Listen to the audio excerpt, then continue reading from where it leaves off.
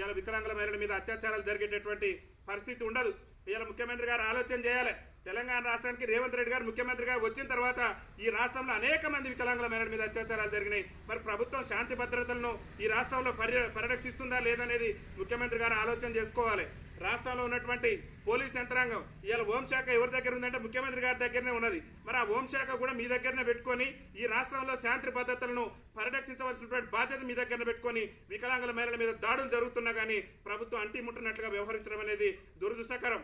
ఈ మధ్య కాలంలో నిన్న మొన్ననే శాలిగౌరారం మండలంలో మరి మా మానసిక వికలాంగురాల మీద దశరథ్ అనేటటువంటి ఒక దుర్మార్గుడు అత్యాచారం చేసిండు. అంటే ఈ తెలంగాణ రాష్ట్రంలో వికలాంగుల మహిళల రక్షణకు ఇలా రక్షణ అనేటటువంటిది లేదా ప్రభుత్వం నుంచి మరి వికలాంగుల మహిళలకి ఇవాళ స్వేచ్ఛ లేనటువంటి పరిస్థితి దాపరించడం అనేటటువంటిది దురదృష్టకరం. ఇవాళ భారత వికలాంగుల హక్కుల పరిరక్షణ సమితి ఆధ్వర్యంలో ఏదైతే మొన్న మలక్పేట అంధ పాఠశాలలో జరిగినటువంటి అత్యాచారం ఉందో ఆ అత్యాచార ఘటనకు కానివ్వండి, అదేవిధంగా ఈ శాలిగౌరారంలో మా వికలాంగురాలపై జరిగినటువంటి అత్యాచార ఘటన ఏదైతే ఉందో ఆ రెండు ఘటనలను నిరసిస్తూ ఈరోజు భారత వికలాంగుల హక్కుల పరిరక్షణ సమితి ఆధ్వర్యంలో ఇలా కళ్ళకు నల్లగంతలు కట్టుకొని నిరసన తెలిపేటువంటి పరిస్థితి ఈ తెలంగాణ రాష్ట్రంలో వచ్చింది.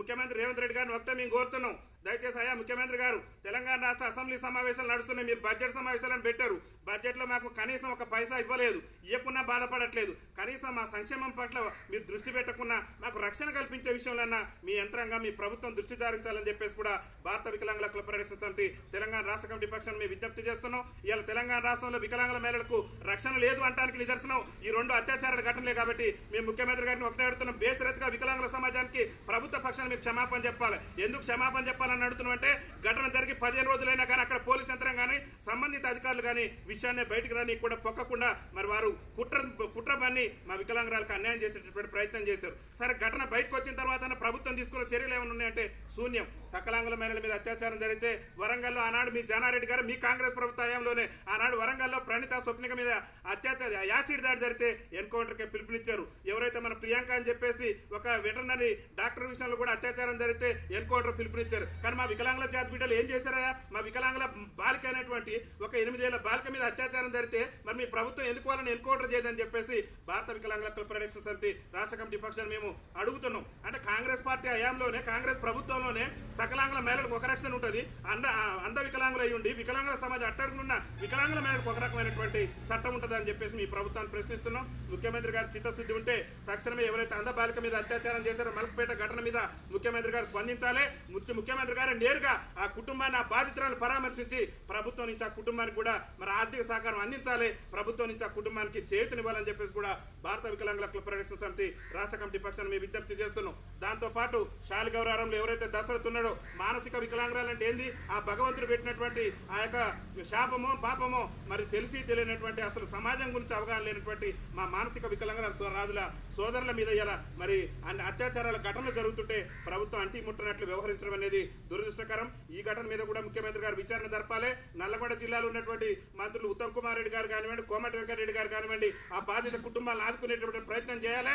అత్యాచారం చేసిన వ్యక్తిని ఎన్కౌంటర్ చేసేందుకు ప్రభుత్వం ఆదేశాలు ఇవ్వాలని చెప్పేసి కూడా భారత వికలాంగుల హక్కుల పరిరక్షణ సమితి రాష్ట్ర కమిటీ పక్షాన్ని మేము విజ్ఞప్తి చేస్తూ ఈ అత్యాచార ఘటన ఏదైతే మలక్పేట ఘటనకు సంబంధించి ముఖ్యమంత్రి కనుక స్పందించకుంటే రాష్ట్ర వ్యాప్తంగా కూడా పెద్ద ఎత్తున మా వికలాంగుల సమాజం ఉద్యమాన్ని భారత వికలాంగుల హక్కుల పరిరక్షణ సమితి ఆధ్వర్యంలో ఉధృతం చేస్తామని చెప్పేసి కూడా ఈ రాష్ట్ర ముఖ్యమంత్రి గారిని హెచ్చరిక జారీ చేస్తున్నాం. ఎందుకంటే ఇవాళ శాంతి భద్రతలను పరిరక్షించవలసినటువంటి బాధ్యత ఈ రాష్ట్ర హోంమంత్రికి ముఖ్యమంత్రి గారికి ఉంటుంది. ఆ శాఖ కూడా మీ దగ్గర ఉంది. కాబట్టి మేమేమంటున్నామంటే ముఖ్యమంత్రి గారే శాంతి భద్రతలను పరిరక్షించాలి, వికలాంగుల మేరకు రక్షణ కల్పించే విధంగా ప్రయత్నం చేయాలని చెప్పేసి కూడా మేము విజ్ఞప్తి చేస్తున్నాం. గౌరవనీయులు పెద్దలు గౌరవ మంత్రివర్యులు సీతక్క గారంటే అమితమైనటువంటి గౌరవం. ఒక దళిత జాతి బిడ్డగా ఒక నిజమైనటువంటి ఒక ప్రజా సమస్యలు తెలిసినటువంటి ఒక నాయకురాలుగా ఇవాళ శాసనసభలో మంత్రి హోదాలు ఉన్నందుకు గర్వపడుతున్నాం. కానీ వికలాంగురాల మీద అత్యాచారం జరిగితే నిన్న మా సవితక్క సమాధానం అడిగితే అక్క సమాధానం చెప్పింది. ఆ ప్రశ్న అడగడం మేము సమాధానం చెప్పడంతోనే మా సమస్య పరిష్కారం కాలేదు.